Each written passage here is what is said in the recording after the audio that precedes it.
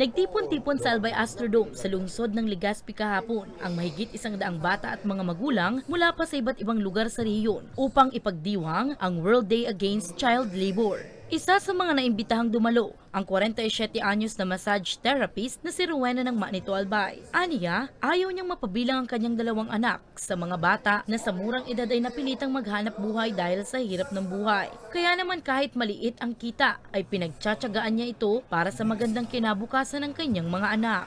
Kulaan po nato tabang pon kang nakalaog po sa aki ko sa sagip. Naka-avail po ako sa aki ko ni halos 1 year na 3 times na nataon man siya cash assistance. Nanguna sa aktibidad ang Department of Labor and Employment Bicol, katuwang ang Educo Philippines na isa sa non-governmental organization sa lungsod na aktibo sa pagsulong sa child protection, education, children and youth empowerment at humanitarian action. Ayon kay Myra Mangampo, Project Coordinator ng Educo Philippines, tulad ng DOLE, layon din nilang matamasa ng lahat ng mga bata ang kanilang mga karapatan at mamuhay ng may dignidad. Ang proyekto po namin patungkol sa child labor or pagsugpo ng child labor ay ang project sa GIF2.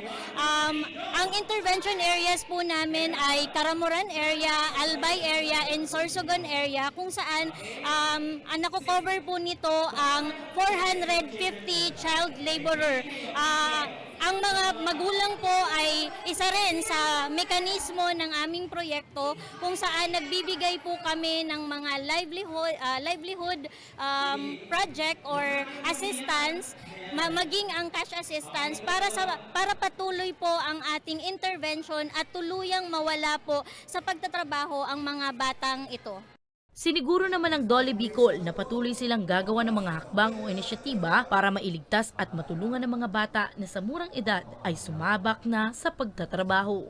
Gusto natin na ang mga magulang ay ma-realize nila yung primary responsibility nila na arugain, kalingain ang mga bata at bigyan ng oportunidad na mag-aral at huwag isang tabi ang kanilang pagkabata.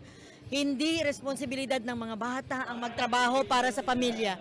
Kaya ang suporta natin ay para sa mga magulang.